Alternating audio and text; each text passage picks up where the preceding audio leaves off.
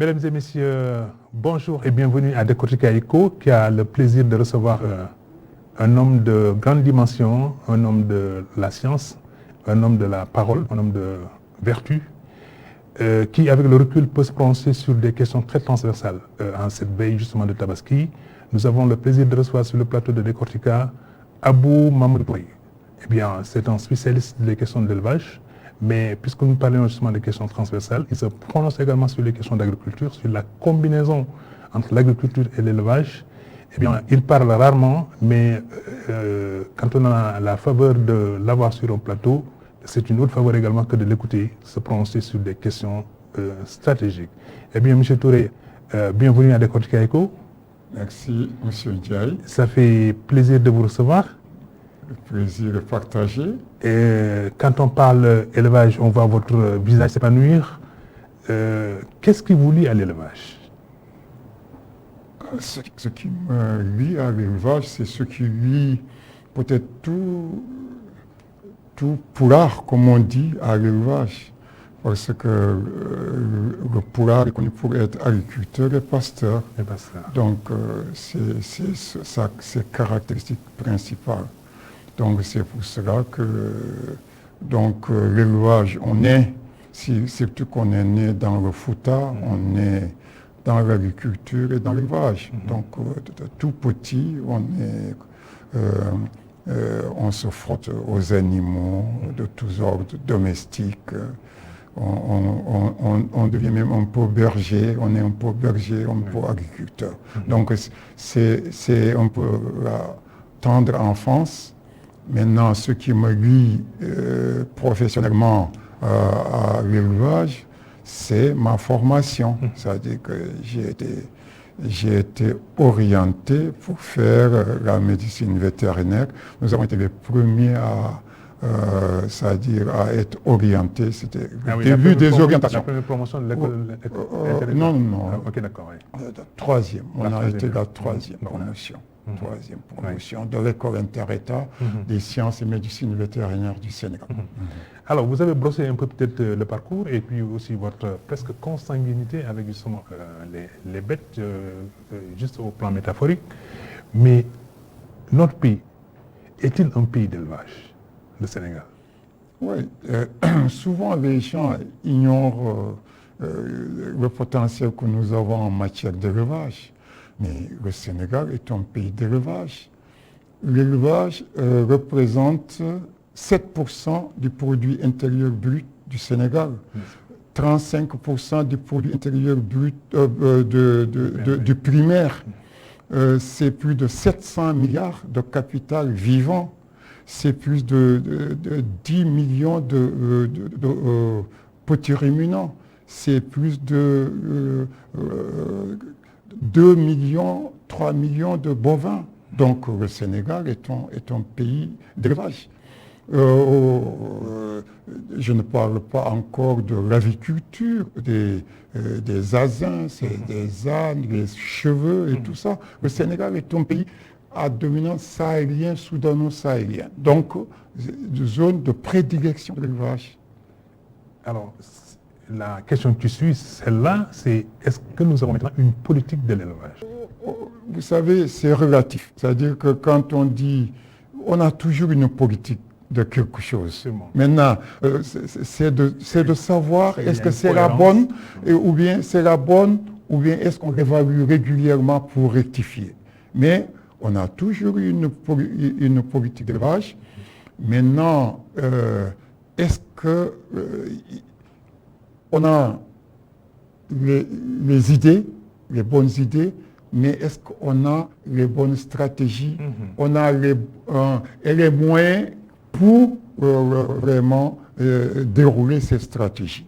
Parce que c'est entre avoir une bonne politique, les bonnes stratégies et avoir les opérations et financer ces opérations, c'est ça qui est difficile.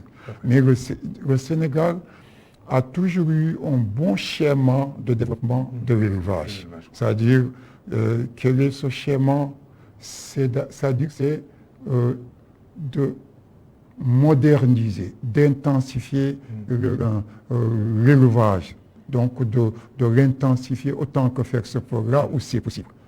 Donc on parle de pastoralisme, d'agropastoralisme. Ces deux concepts-là, ça vous parle là? Oui, exactement. Alors, exactement. prononcez-vous justement il y a des zones agropastoraux, comme le bassin arachidier et le sud du Sénégal. D'accord. Donc le centre et le maintenant, la zone silvopastorale, c'est la zone de prédilection du pastoralisme carrément. Oui.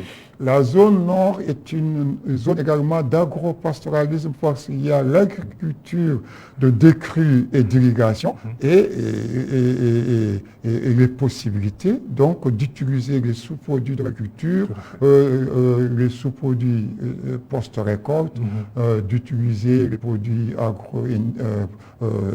agro-industriels. Donc chaque région a une certaine vocation. Exactement. Voilà, une certaine vocation dans le cadre de l'agriculture. Tout à fait. Il faut donc maintenant réveiller cette vocation-là. Exactement, l'intensifier, comment dirais-je, la rationaliser et l'accompagner. Mais est-ce qu'une intensification n'est pas source de dégradation de l'environnement, puisqu'on parle maintenant de changement climatique? Une intensification bien pensée n'est pas forcément, comment dirais-je, source de changement climatique, de dégradation. Que signifie par exemple l'intensification? L'intensification, c'est de maîtriser ce que vous faites, c'est-à-dire de ne pas dépendre des aléas de la nature.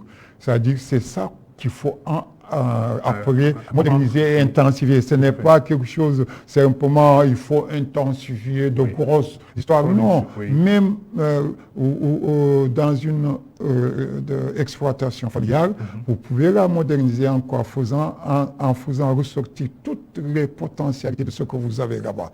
Une bonne agriculture combinée à un bon truc d'élevage qui est adapté à la zone et au marché. Et là, vous êtes dans l'intensification simple et la modernisation simple. Alors, question d'actualité. Oui. Nous sommes souvent attentifs à ce qui se passe dans la sous-région quand notre production intérieure ne suffit pas pour alimenter la consommation locale. Ce paradoxe-là, qu'est-ce qui l'explique d'abord, mais pourquoi aussi il se pérennise? Chaque fois, on nous dit oui, il faut ouvrir les frontières, permettre donc aux Maliens, aux Ivoiriens, aux Burkinabés, aux Nigérians, et même aux Mauritaniens, de venir peut-être approvisionner notre marché en petits ruminants, c'est-à-dire les moutons. Ce paradoxe-là, on ne peut pas le lever une bonne fois pour toutes. Je rappelle que vous avez été aussi directeur de l'élevage. Directeur de l'élevage. Voilà, donc on n'a pas fait un peu la présentation. C'est ça. Ce qui me donne un peu, peut-être que les gens pensent souvent à moi, encore qu'il y a ceux qui sont les plus indiqués, en tout cas pour en parler aujourd'hui, mais peut-être c'est dû au fait que je fus directeur de l'élevage, président de l'ordre des docteurs vétérinaires, président de la commission régionale de l'OIE pour l'Afrique, donc on nomme du sérail. Donc c'est pour cela qu'on pense souvent à moi. Maintenant, pour ce qui concerne l'offre au niveau national, vous savez, c'est un problème tellement simple et compliqué à la fois. Ce n'est pas parce que nous n'avons pas une offre suffisante, mais nous n'avons pas assez de moyens pour aller déstocker cette offre suffisante. D'accord. Voilà la seule raison. La preuve, c'est-à-dire que pendant même la période de Tabaski, faites un tour dans les régions du Sénégal, est-ce que vous ne rencontrez pas des troupeaux de moutons? Non, je ne parle même pas encore de tchogar, je parle des moutons, des troupeaux qui sont en élevage, qui sont en train dans les pâturages, ou bien en train de s'abreuver, aller au Fouta. Quand vous traversez le truc, vous voyez de part et d'autre. Mais quel est le problème? Le problème, c'est que vous n'avez pas de financement pour aller acheter ces moutons et les mettre sur le marché. Premièrement. Deuxièmement, tous les pays de la sous-région visent le marché du Sénégal. C'est le principal marché du mouton de Tabaski. Aucun autre pays ne fait la Tabaski autant que le Sénégal. C'est le principal marché. Donc tout le monde vise ce marché. Donc on va arriver vers le Sénégal. Parce que comme nous le faisons, personne ne le fait dans la sous-région. Donc ils le visent. Et maintenant, compte tenu du manque de financement, aussi bien au Sénégal qu'au Mali et en Mauritanie, les gens profitent de cette occasion pour déstocker le maximum, parce qu'en dehors de ça, ils n'ont plus le marché, c'est-à-dire le marché qui s'y est, pour déstocker tout le cheptel qu'ils ont. Donc le Sénégal est le principal vraiment client de ces pays limitrophes. Autrement dit, ça nous pousse un peu à baisser les bras et à attendre effectivement que le marché soit donné par l'extérieur. Est-ce que ça également, c'est pas un piège économique? Effectivement, on devrait mieux financer la commercialisation du bétail. C'est-à-dire, vous savez, la commercialisation du bétail se fait de manière traditionnelle. C'est-à-dire, vous n'avez pas assez d'argent, vous allez voir, c'est ce qu'on appelle les djoulas primaires. Le djoula primaire va voir ses parents, éleveurs, tout ça, il est issu de la famille. Il dit que bon, donnez-moi vos animaux, je vais les vendre. Donc c'est comme une sorte de crédit fournisseur. C'est-à-dire vous n'avez pas assez de fonds, mais on vous prête, on vous donne les animaux, vous les commercialisez et vous venez vous rembourser. Mais souvent, le prêt n'est pas dénué. C'est-à-dire que parfois, par mauvaise foi, ou bien parfois par mévente aussi. Parce que vous pouvez prendre des animaux, vous les amener, vous n'arrivez pas à les vendre. Alors on ajoute à cela, on dit que les petits ruminants, c'est un capital très précaire. Par conséquent, peut-être ceux qui détiennent les moyens financiers n'osent pas, disons, s'aventurer dans ce secteur du fait de la précarité des petits ruminants. Non, je ne pense pas. Parce qu'ils disent que bon, voilà, c'est une denrée peut-être qui est soumise à plein d'aléas, les maladies. Au contraire, l'élevage des ovins, c'est l'élevage le plus rentable, le plus simple, le plus abordable. Moyennant quelques mesures sanitaires, bon, vaccination, déparasitage, en bouche, vous êtes dans vos comptes. Mais au contraire, surtout, vous savez, nous au Sénégal, nous aimons acheter la race. On n'achète plus le poids, ni rien du tout, ni l'âge, ni rien du tout. On achète la race. C'est le Ladoum, c'est le Touabir, donc l'Azawak et tout ça. Donc le prestige, donc ça n'a pas de prix. Vous savez que donc ce mouton-là, qui vous a coûté, en termes d'alimentation, peut-être vous a coûté moins de 50 000 ou 100 000 par an, vous pourrez le vendre à 500 000 ou plus. Donc vous voyez bien la rentabilité de l'élevage ovin. Ça, vraiment, ça ne pose aucun problème au niveau. En vous entendant évoquer justement les différentes races-là, est-ce que vous êtes dans une sorte de démystification des races pour nous considérer comme moutons et puis ensuite voir les considérations? Vous savez, effectivement, si on ne respectait que les normes autres, on aurait dû utiliser facilement nos moutons qu'on appelle foufoubé. C'est-à-dire que donc qui est le mouton Peul, que vous connaissez, que nous avons connu, qui est d'une chair plus succulente même, plus truie. Mais du point de vue prestige, les gens sont orientés vers des races souvent qui sont issues des pays voisins. Mais ça vous fait sourire? Oui, pour quelqu'un qui est rationnel, oui. ça ne devrait pas se poser. Mais on est dans une surenchère sociologique et qui fait qu'on préfère ces races-là, donc c'est un peu snob et autres, mais ça n'a rien à voir avec vraiment les besoins d'ordre religieux. C'est-à-dire la religion ne reconnaît pas ce genre de gaspillage. On aimerait bien qu'on utilise plus nos produits et c'est là où on parle de tchogal, c'est-à-dire c'est du tout venant, c'est le tout venant, le tout venant qui n'a pas été préparé, qui n'a pas une belle allure, les animaux n'ont pas belle allure, donc ça joue au niveau de sa valeur marchande. Absolument. Alors c'est pour cela que les gens... Et il y a une sorte de pénétration sociale. Exactement, les gens tiennent. Alors maintenant, si on regarde un peu comment l'élevage fonctionne dans notre pays, est-ce qu'on peut détecter ses vraies faiblesses? Les vraies faiblesses de notre élevage, c'est de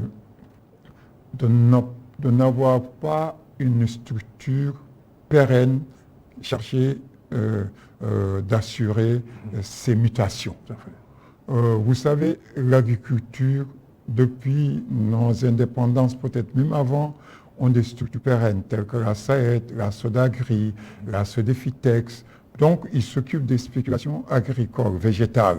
Mais nous, au niveau de l'élevage, on n'en a pas. De deux choses l'une. Ou on en crée, ou bien on oblige les structures telles que la SAED, la Sodagri, la Sodefitex à considérer l'élevage comme l'agriculture, comme des sous-secteurs d'égale importance. Alors, si on le faisait, on aiderait même le paysan à mener des activités pérennes et annuelles. Vous savez, l'agriculture est une activité saisonnière, alors que l'élevage est une activité pérenne. Et donc, ça rentabilise même l'exploitation. C'est pour ça que j'ai l'habitude de dire, on dit le bassin arachidier. Mais le bassin arachidier aurait dû être appelé bassin d'élevage. Parce que c'est ça qui ferait revivre le bassin arachidier dans la mesure où les cultures végétales telles que l'arachide, le niébé, le maïs, le mil et tout ça seraient considérés comme des plantes d'accord vivrières parfois aiderantes, mais ces sous-produits pourraient servir à l'élevage de manière vraiment durable. Donc vous allez avoir une activité toute l'année, on n'aurait pas de rupture d'activité comme on le constate dans une approche d'agriculteur pur. C'est-à-dire, vous dites, bon, je fais ma campagne d'arachidière. Après ça, je m'interroge sur ce que je dois faire. Donc, vous venez et ça alimente l'exode rural, ça alimente le petit commerce, c'est-à-dire les ambulants et tout ça. Donc, alors que si on avait changé de vision, de paradigme, c'est-à-dire que le bassin arachidier allait être le premier, comment dirais-je, la première zone pour même de développement de l'élevage. D'ailleurs, de manière empirique, les gens l'ont fait, c'est-à-dire que, comme vous le voyez, les meilleurs animaux, en dehors de ceux qu'on élève à l'enclos chez nous ici, à la périphérie de Dakar, mais viennent du bassin arachidier. Donc, ils le font de manière empirique sans un accompagnement bien réfléchi de l'État. C'est eux-mêmes qui ont compris que c'est avec ça qu'ils arrivent à s'en tirer et non avec simplement l'arachide. C'est même la riziculture là-bas. Ceux qui font le riz là-bas, ils font de l'embouche ovine en dessous pour pouvoir faire face à leurs engagements. Ça, et c'est moi qui avais fait introduire le volet élevage qu'on appelait les bergeries villageoises dans la vallée, parce que j'avais considéré qu'on ne faisait pas de l'élevage dans les exploitations agricoles. Et donc, c'est une nouvelle approche qu'on doit avoir, et avoir également, voir comment partir du ranch de Dori, c'est-à-dire notre élevage, à un élément, c'est-à-dire clé, qui devrait moderniser l'élevage, montrer quel type d'élevage on devrait faire dans la zone silvopastorale. Donc le ranching. Donc c'est ça, la zone silvopastorale, c'est le ranching. Donc c'est là-bas qu'on devrait l'expérimenter avant de le diffuser sur l'ensemble de la zone silvopastorale. Donc moi, j'ai toujours préconisé qu'il y ait une autorité assez forte, pérenne, qui fédère l'ensemble des projets qui interviennent dans cette zone silvopastorale, à l'image de la SAED, donc qui maintient, c'est-à-dire que le développement intégré de cette zone-là, c'est-à-dire que dans tous les secteurs, c'est-à-dire que résorber le gap de retard qu'on note au niveau de cette zone-là. Ce n'est pas faute d'encadrement quand même, parce qu'il y a de brillants sujets qui sont sortis, dont vous d'ailleurs, des grandes écoles, mais en même temps aussi, il y a une kyrielle d'autres écoles qui sont venues se greffer peut-être pour davantage spécialiser peut-être l'élevage sénégalais. Mais ce n'est pas... c'est-à-dire vous allez... C'est-à-dire une autorité, c'est-à-dire que souvent au niveau de l'élevage, on fonctionne avec des projets. On avait nous aussi une société qu'on appelait la SODESP. La SODESP, Société de développement de la zone silvopastorale. Oui. Malheureusement, avec les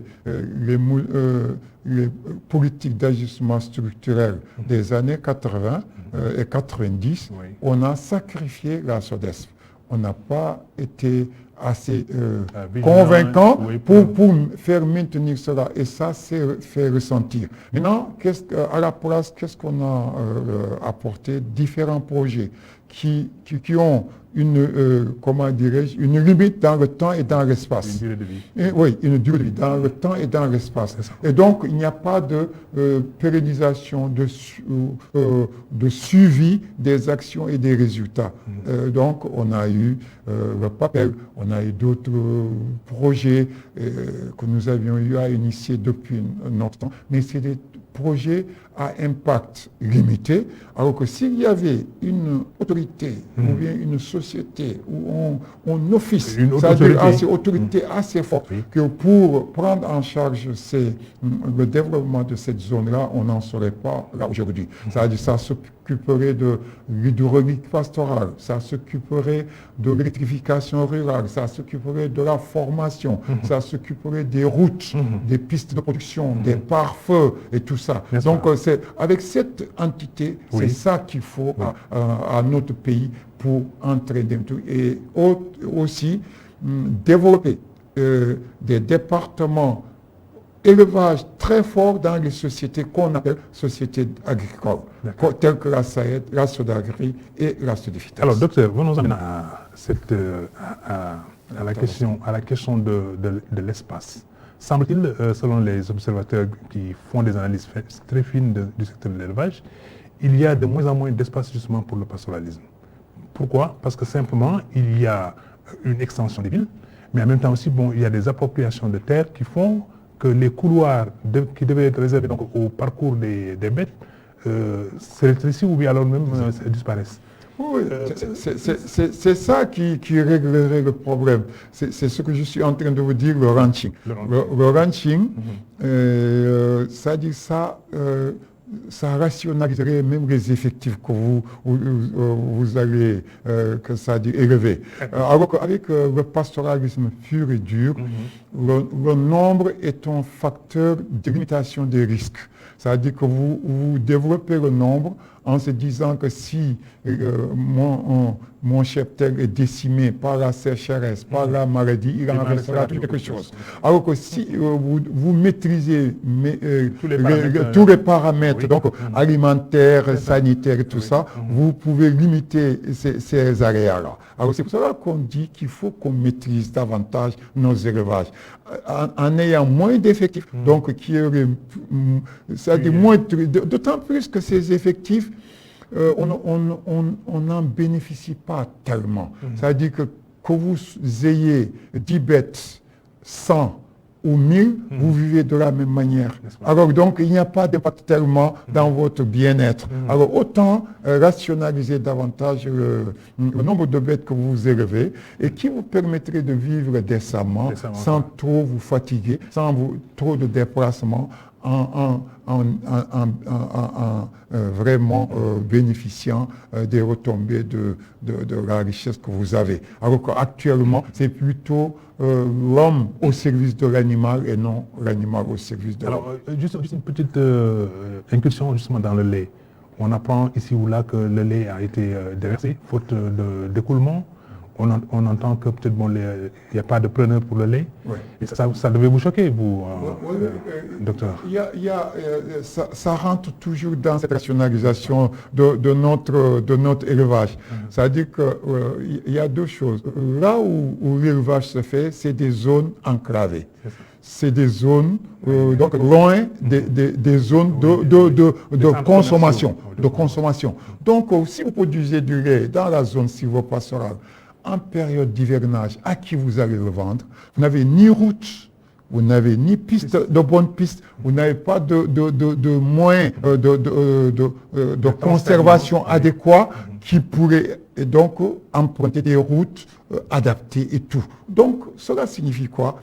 Le peu de surplus de lait que nous avons, on l'a que pendant l'hivernage. En dehors de ça, il n'y a plus de ce qu'on a peine même à suffire à votre consommation, à plus forte raison que de commercialisation. Donc c'est une façon de dire, il faut qu'on rationalise. Et nous ne sommes pas un pays, c'est-à-dire à potentialité productive de lait. Nous sommes un pays à potentialité productive de viande, comme l'Argentine, comme le Texas, comme ça. C'est-à-dire que les choix même stratégiques doivent partir de là.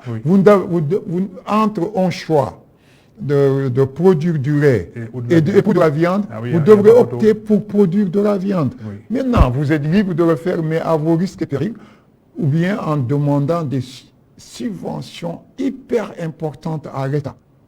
Ce n'est qu'à cette condition que vous pouvez vous en sortir. En dehors de ça, vous ne vous en sortirez pas. Donc, c'est comme la production du riz. Si le riz, s'il n'y avait pas les hyper subventions de l'État, il n'y aurait pas de rentabilité financière pour le paysan. Donc, c'est ces choix stratégiques, des orientations politiques qu'il faut revoir. Nous avons énormément de problèmes parce que, parfois, comme on dit, les mauvaises orientations ont plus d'effets catastrophiques que la mauvaise gestion. La mauvaise gestion est un peu ponctuelle, limitée, et autres, individualisée et autres. Alors que quand c'est une mauvaise orientation, c'est des décennies d'erreurs et d'argent jeté par la fenêtre. Ben, nous le disions, nous avions rendez-vous effectivement avec Dr Abou Mamadou Touré, un spécialiste justement des questions agricoles, élevage, agriculture et la combinaison, le pastoralisme et l'agropastoralisme. Mais 40 minutes ne suffisent pas pour aborder ces sujets avec Dr Abou Mamadou Touré, qui est vraiment une source de savoir et de sagesse. Mais nous vous donnons rendez-vous prochainement pour aborder ce sujet encore sous une autre facette, mais en même temps aussi pour approfondir des questions. Je suis sûr qu'il sera là encore avec sa même passion. Merci beaucoup pour vous. Dr Abou Mamadou Touré, merci beaucoup.